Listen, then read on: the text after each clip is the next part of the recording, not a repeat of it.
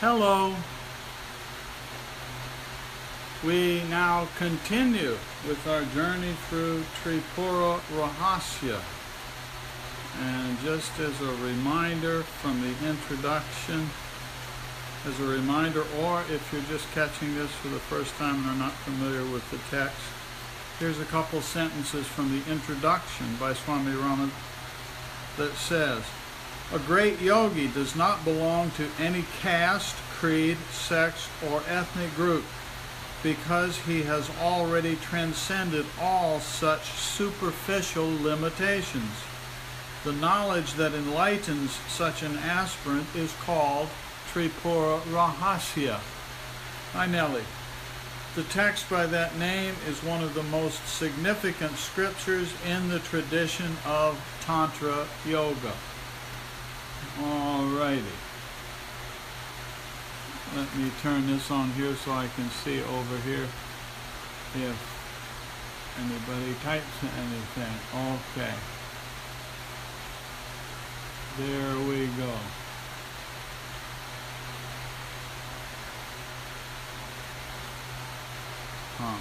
Okay. We're on chapter 18. And remember that in the story here, the storyline is that the teacher Dattatreya is describing things to his student Parashurama. And in doing that, he tells a lot of stories about other characters. So sometimes it's a little challenge to keep track of who's talking to who. But this one starts with Dattatreya talking to his student Parashurama. Dattatreya said, "Parashurama, I explained the nature of pure consciousness which cannot ordinarily be known.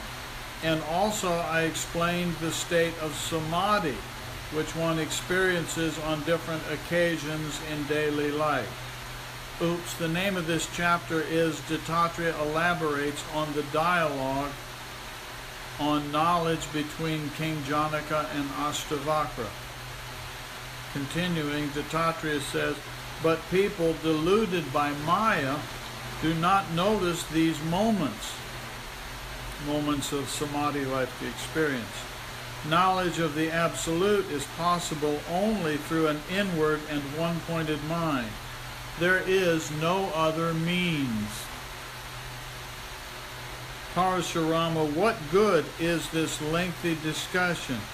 I will give you the essence. Here it comes, the good stuff. Through the mind you can see the objects of the world, but the mind is an object itself. Very important point, often overlooked. The mind itself is an object. Mind continues to exist even when there are no objects for it to contact. Pure mind without an object is pure knowledge. Very important point, very easy to accidentally overlook it. Hello, Hashim. Pure knowledge is eternally illumined.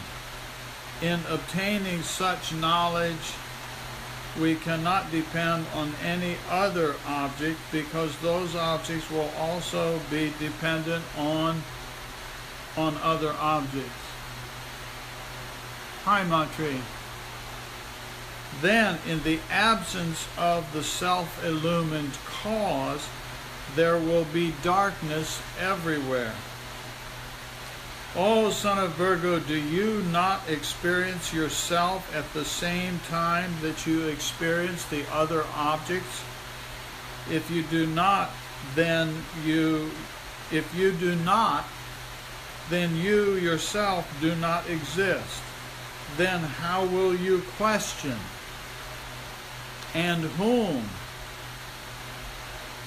If you do not exist any more than a flower in the sky, then why do you want to know yourself? How can I prove the existence of yourself to you? You have general knowledge regarding your existence, but you do not know yourself in reality.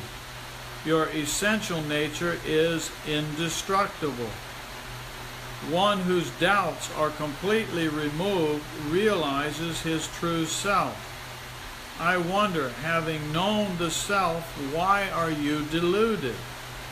That knowledge which illuminates all is pure knowledge.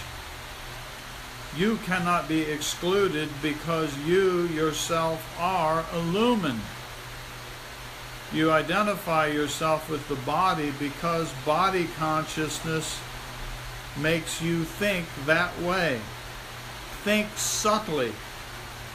When you experience something other than your body, do you also experience your body at the same time? In that case, everything related to you could be considered to be your body. Whatever you determine to be and identify yourself with, that you are. In this way, you will become one with everything. Then how can you be body alone? But you cannot be the objects of your experience because all these objects are continually changing. Therefore, your true nature is knowledge, not the transient objects of knowledge. That knowledge, identical with the self, is ever illumined.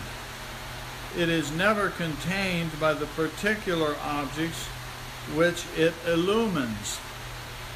That radiant knowledge is stamped with the diverse impressions of the body, time, place, and so on. That which remains after removing all thoughts and desires is consciousness, or Atman, your true self. Ignorance, the root cause of birth and death, vanishes forever after one catches a glimpse of that self-existent reality. Liberation is found neither above the sky nor below it, nor on the surface of the earth. Renunciation of sankalpa is the cause of liberation. Renunciation of sankalpa is the cause of liberation. Intriguing idea, isn't it?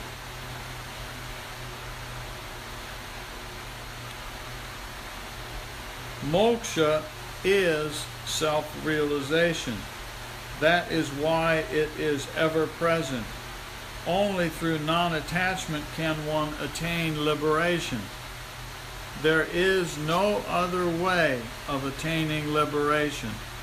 To become the doer is self-destruction.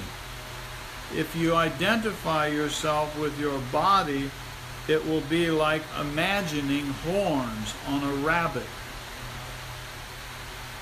The self is perfect in all aspects, so there can be no liberation anywhere else. If liberation is synonymous with the self, then like a mirror and its reflection, it is identical with the self. Hi, Leela. Even ordinary people know that liberation is their essential nature. It is freedom from the bondage of ignorance. To accept the nature of any object as both real and unreal is self-contradictory. Someone may declare that objects obtained in a dream are real and those obtained in the waking state are unreal. Listen further. That which does not exist permanently is unreal. The objects of the world are not everlasting, therefore they are unreal. That which causes bondage is not real. To be constantly established in consciousness is moksha. Renouncing the objects, consciousness alone exists. To be aware of the objects is to limit consciousness. When one is not aware of the objects, then consciousness is seen in its perfection. If someone says that consciousness is experienced only within the confines of time and space, then tell me whether time and space themselves are not also illumined by consciousness. That which is not illumined by the self-existent reality can never exist. If it exists, it will be self-existent reality. All the objects of the world are limited by time, but time and all the objects of the universe are within pure consciousness. That is why you can visualize them. How will you know those objects which you consider to be unillumined? Because consciousness is all-pervading and unqualified, it can be differentiated only if there is another self-illumined consciousness. The existence of any object cannot be proven without consciousness, because an object separate from consciousness does not exist. The center of consciousness and consciousness are virtually one and the same. They cannot be separated any more than a ray of light can be separated from its source. If they are separated, there will be no way of proving their existence. Therefore, all external objects, even those which are not comprehended, are pervaded by consciousness. Thus, all illumined objects should be realized in the ovum of consciousness. How can that which is one absolute be divided into pieces? O Parashurama, think wisely. That object which seems to exist in consciousness is only a reflection, exactly like the reflection of the sun seen in a mirror. One object that is covered by another is not seen. O Parashurama, if we admit this, then there will be serious confusion. We have already discussed this. External objects create confusion. How then can we prove the transitory nature of any object? Therefore, the self-illumined Atman, with its own power of consciousness, exists everywhere. Nothing exists except one. Hearing the sermon of Dattatreya, the sage Parashurama inquired, O Lord, whatever you have explained seems impossible. One absolute consciousness seen as many is impossible. Everyone thinks that consciousness and objects are two different elements, but objects are never found outside consciousness. Therefore, I agree that objects are seen with the help of consciousness, and I also agree that consciousness is self-illumined. Just as the seer is different from the seen, likewise consciousness seems to be different from its source. But consciousness and its source are one and the same. I cannot assimilate this knowledge. How can the law and the lawgiver be one and the same? King Janaka said that if the mind is free from all conflicting thoughts, then mind attains one-pointedness. This is the prime means of attaining the highest knowledge. That is the real nature of Atman. If Atman did not have the mind as its instrument, then how could there be differentiation between animate and inanimate objects? The mind is the cause of both bondage and liberation. The mind, filled with desire, causes bondage. Free from all desires, the mind becomes the means of liberation. How can the mind become Atman when the mind is only an instrument? Mind without desire is the means for liberation. Yet there seems to be duality in your philosophy. Usually in daily life, when the mind becomes deluded, it is not considered to be the truth. Delusion itself is not untrue. In such a case, how can there be absence of duality? That which is non-existent cannot function, but all the objects of the world seem to exist, and through them the work of the world continues. So tell me, how can they be unreal? How can that be unreal, which is the means of attaining the Absolute? If all cognition creates delusion, how can one distinguish what is delusion from what is not? Please also tell me, Gurudev, why is everyone going through this delusion? I am terribly perplexed. Dattatreya, the knower of truth, was pleased with such a good question and began explaining. Parashurama, you have asked a wonderful question. Hi, Johnny.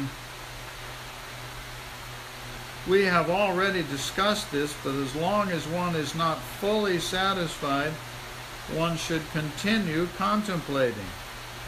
If the disciple does not express his doubts in front of his Gurudev, how can these doubts be removed? All individuals have different types of intellects, and there are different methods of removing their doubts. Therefore, without asking questions in his own specific manner and with specific purpose, how can one overcome his doubts? Putting questions in front of the Gurudev is the proper way of receiving knowledge from him. The one absolute reality seems to be seen in many ways. This is possible in the way a mirror is one, but because of numerous images, is seen in many ways. In the dream state, the mind is the creator, the seer, and the seen. Similarly, pure consciousness alone assumes all forms: the seer, the process of seeing, and the object seen. Even without light, a blind man can sense an object. Although he does not see its form, he experiences it through touch. But in the absence of consciousness, nobody is able to experience anything. Without a mirror, no reflection can be seen. That is why it seems as though mirror and reflection are one and the same. Similarly, without consciousness, the mind cannot exist.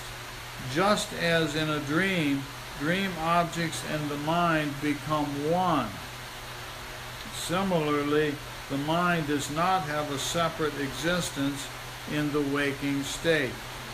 Exactly like in a dream, in the waking state, the mind seems to function in the world. This is shared imagination. In the dreaming state, cutting a tree with an axe is imaginary. O Parashurama, if the activity in the dream is not true, how can the means of that dream be true? Human beings do not have horns.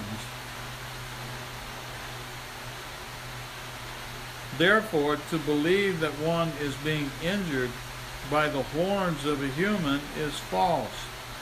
Get rid of false imagination. O Parashurama, in the dreaming state, the mind is the cause of false projections. During the dreaming state, the cause of the dream and the dream itself is the mind. Similarly, in the waking state, the mind does not exist apart from the objects it experiences. Pure consciousness, through its sovereignty, sometimes expresses itself as the seer and other times as the seen. At times it remains in a state of samadhi. O son of Bhrigu, listen. Pure consciousness is all-pervading in itself. Therefore, it cannot be compared with the void, because it is self-illumined. Apart from this, there is no difference. Like the void, the self is perfect, subtle, pure, unborn, infinite, formless, the source of all, uncontaminated, immanent, and transcendent. The void does not have these qualities. In reality, pure consciousness is called the real self. Among all this, the self alone exists. This pure self is called Atman. Because consciousness pervades all, there is no difference between the self and the void. That which is the void is called Atman, and that which is Atman is called the void. Out of delusion, the ignorant conceive of Atman in the form of space, in the same way an owl perceives sunlight in the form of darkness. The wise man sees the void as that self-illumined consciousness. The supreme power exists beyond the phenomenal world, yet maintains itself in many forms. Through her power, O Parashurama, she assumes different forms. She appears in many ways, but this is because of the distortion of the mind. Actually, she is pure consciousness, self-existent reality. As the magician, by his skill, creates many forms, yet remains all alone, similarly, pure consciousness is free from all impurities. By the veil of Maya, she seems to be many, though she is only one pure consciousness beyond all comprehension. Her veiling power confuses those who have limited knowledge, just like a magician confuses his audience. Maya is unknowable. We see that yogis and others with the power of mantra perform miracles with their limited powers, but nothing is impossible for the highest consciousness. In the world, we see that magicians with their skills perform many wonders. Therefore, it is not difficult for absolute consciousness. O Parashurama, supreme consciousness, through her pure power of sovereignty, allows herself to appear in many forms. Egotism is the cause of separateness and is the same as limited buddhi, which is called avidya. By not contemplating on the real self and by being dissipated in the external world, many logicians and learned pundits get deluded. Unless someone makes practical application of his guru's teachings about reality and unreality and employs them for self-realization, merely listening to instructions cannot bring the fruit of liberation. Therefore, Parashurama, experience everything I have taught you so far through your inward and one-pointed mind. Remove the different forms of the world and be aware of the underlying unity in diversity. That supreme power is self-illumined because it is free from illusions. Therefore, she is the creator of the pause, and the pause itself is yet beyond all. all insentient objects rest in her, and their existence depends on the self-existent Atman. These objects have no power to illumine themselves. Therefore, they are not self-existent. The self-existent consciousness does not depend on any external power for illumination. It is the highest of all and is not found in insentient objects. Therefore, self-conscious reality is free from diversities and remains untouched by limitation. It is not like the images in the mirror. O Parashurama, such an all-pervading consciousness cannot be divided, because it is self-existent reality. The same consciousness is called all-pervading, one, absolute reality. For the sake of discussion, this self-existent reality seems to have a dual existence, although it is actually one all-pervading reality. As light and warmth are inseparable from fire, similarly the absolute reality is inseparable from blissful joy. This is also called Maya Shakti, which can make the impossible possible. It is like a mirror that is crystal clear, yet contains images. The appearance of limitation is the appearance of the non-self. I note here, crystal clear. If you look in Yoga Sutras, chapter 1, somewhere around Sutra 40, in the 40s, Patanjali uses the metaphor of the mind becoming clear like a crystal. It's a nice image. The appearance of limitation is the appearance of the non-self. This is called avidya, or ignorance, jata shakti, or unconscious power, shunya, the void, and prakriti, the primordial nature.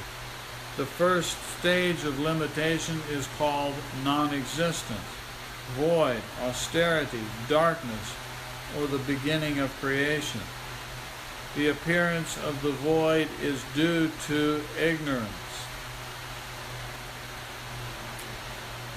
The sphere of Atman is free from egotism, and that state is called the void. Egotism is the cause of samsara, the world.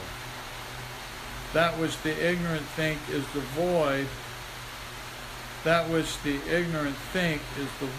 actually gives birth to the various forms of the world. O Parashurama, think with clarity of mind. That which you consider the void is actually the ovum of all living creatures. That void, seen in the body of others, is actually the self-existent Atman. The veil of ignorance has its predominance, and that is considered to be the mind. The center of consciousness is called the individual soul. Thus, the same Atman, the universal self or consciousness, appears as the void and then becomes the five elements of earth and water and fire and air and space. Space or void is very subtle and clear, but because of the qualities of tamas, the five elements are seen in it. In this way, covered by the body, it becomes the individual soul and illumines within, like a candle kept in a jar illumines the jar. As the light is seen through the holes of the jar, similarly the light of Atman emanates through the senses. Consciousness, though all-pervading, is not involved at all in creation. But when its conscious power removes its veil, then one can see it. because of the light of consciousness, the darkness of the mind is removed. Therefore, O Parashurama, mind has no separate existence. For practical purposes, the individual soul assumes the form of the mind. Consciousness which seems to move is called mind, and that which does not move is called self. O Parashurama, removing the veil of ignorance is the nature of consciousness. This veil is called Vikalpa, and when Vikalpa does not exist, that knowledge is liberation. O Parashurama, renounce this doubt that by removing Sankalpa and Vikalpa, ignorance can influence your individual being, because actually there is no veil. The veil is self-imagined. Suppose someone imagines that he has been harassed and tortured by his enemy, and he is constantly nagged. But when he renounces that imagination, his fear also disappears. Then where is the bondage? O Parashurama, from the very beginning there is no bondage. This insentient delusion should be removed, and then you will know what bondage is. To believe that one is in bondage is the greatest of all bondages. It is like a child's self-imagined fear. If the wise person does not renounce this negative imagination, he cannot liberate himself from the bondage of the world and attain moksha. What is this bondage? How can it bind pure consciousness? If the images that are seen in the mirror are able to create bondage, then the appearance of fire in the mirror can also burn. To accept that there is bondage and to believe in bondage is the cause of bondage. There is no bondage otherwise. Unless the Mother Divine, Supreme Consciousness, Tripura, Brahma, Vishnu, and Shankara bless the seeker so that he purifies his inner being, nobody can help a seeker attain liberation. In this way, O Parashurama, renounce this false sense of bondage and self-created existence of the mind and be happy. Though the mind exists in Nirvikalpa Samadhi, that existence is actually Atman, and there is no duality in it. Apart from the awareness of this and that, there is no mind. The moment the concepts of this and that is removed, the self alone exists. The confusion of seeing a snake in a rope happens only on the basis of the object, the rope, which is considered to be real. Therefore, consciousness illuminates the snake in a rope. Removal or abandonment, bada, of the snake in the rope is due to acknowledging the rope as such. When you see the rope as a snake, that is not knowledge. But in the example of the dream in which we see a rope, the rope itself exists in consciousness. When the dream is over, the rope disappears, and yet consciousness remains. Thus, not the objects of waking or dreaming, but consciousness alone is the self-existent reality. Then where does duality exist? If you think that external objects are real because they seem to be real, and because worldly purposes are accomplished through them, then listen. Even the objects of dreams seem to be real during the dreaming state. There is one difference between the experience of the waking and dreaming states. In the waking state, one knows the falsehood of the dreaming state, but in the dreaming state, one does not realize the falsehood of the waking state. With this weak argument, it cannot be concluded that the experiences of the waking state are true. Are not the objects of a dream useful during the dream, just as material objects are useful during wakefulness?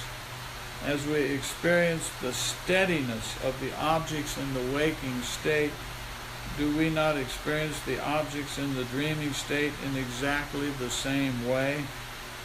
The objects seen in dreams are not real in the waking state, and the objects in the waking state are not real in the dream state.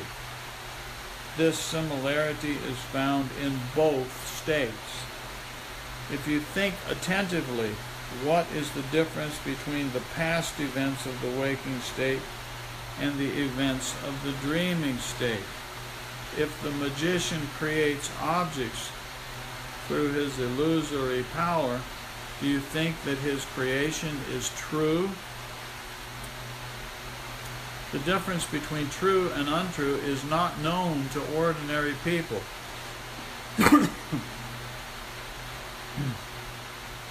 The difference between true and untrue is not known to ordinary people, and because of the attachment to the objects of the world, they say that the objects of the world are true. Oh, Parashurama, the truth is self-evident and ever-existent. Worldly objects, on the other hand, are transitory and evident only when perceived. The worldly objects are seen differently at different times. But, O Parashurama, contemplate how and where consciousness is absent. When one is aware of Atman, or consciousness, then how will he be aware of time? If one is not aware, then how will he be aware of consciousness and time both? Because the awareness in both cases is due to the illumination of pure consciousness. Therefore, O Parashurama, consciousness is all-pervading illumination. That is why it is truth. That is why what is truth and what is untruth. Let me briefly explain. Here it comes. That which does not depend on anything for its illumination is truth.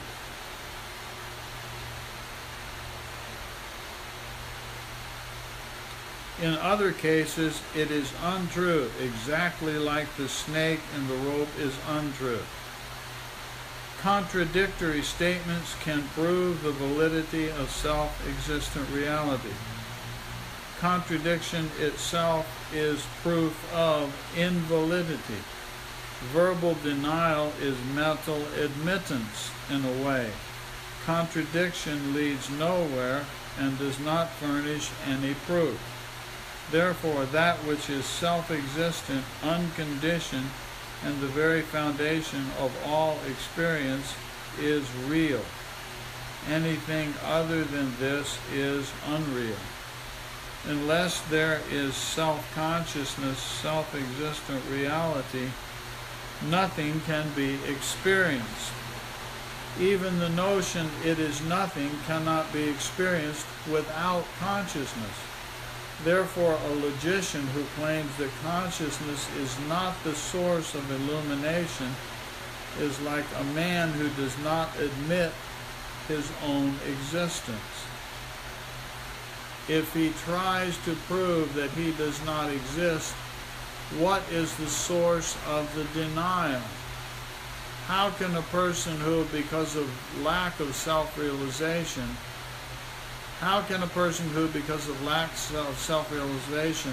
doubts his own existence, still claim to remove the ignorance of others.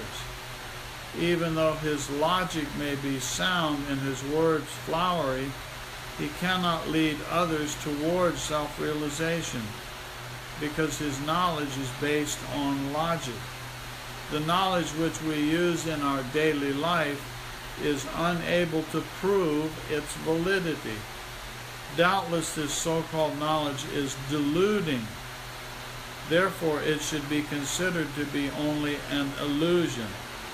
As any illusion, unless clarified, is taken as truth, similarly, in the waking state, all experiences seem to be valid.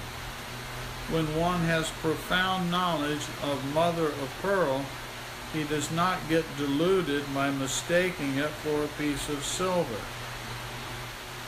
Similarly, the knowledge of the Atman dispels all other illusions, as everyone thinks the sky is blue, though it is not. Similarly, because of ignorance, the experience of the waking state is illusory. Complete freedom from illusion is pure knowledge, and that is the real existence of Atman. O Parashurama, I have replied to your questions decisively. Remove your doubt in this regard. Decide firmly and follow it. You have previously asked me how liberation is attained. Now here is the answer. Listen to me attentively. In the world there are three kinds of great liberated beings: first, second, and third. Those who constantly remain disgusted with the things of the world every moment, yet are self-realized, are of the third category. The second category are those who reap the fruits of actions performed in previous lives and remain in a state of samadhi. Those who have reaped the fruits of their actions from previous lives and were never trapped by the charms of the world remain undisturbed in all circumstances. Their temper remains even in all events of life. From within, their state of mind remains tranquil. They are the best of all. In this way, having different faculties of discrimination, the liberated ones are of different types, and their behavior differs according to their inner nature. Thus ends chapter 18 with the dialogue on gaining knowledge between King Janaka and Ashtavakra. Well, so now you got everything clear. Everything has been understood because we were all paying very close attention, just as sage Dattatreya asked Parashurama to do. We paid very close attention, and now all questions are resolved. Yet, guess what? There is still a little bit more to come. To be continued. The next subject is the dialogue between the great seer Dattatreya and the sage Parashurama on the various states of the realized ones. More to come, believe it or not. We've just gotten it all, but there's still more to come. But it's a fun journey, isn't it? And you take it in, you take it in, you take it in, you take it in, and some part of it rolls around in there and becomes a contemplation that leads to a deep stillness and silence and some insight. And that's a pretty good thing. Thank you for visiting. Thank you for listening. I hope you're enjoying. And have some quiet time for meditation and find the silence that is after the Om. Yes, indeed, Ma. It's a wonderful journey, isn't it? It's in the silence after the Om. Bye-bye.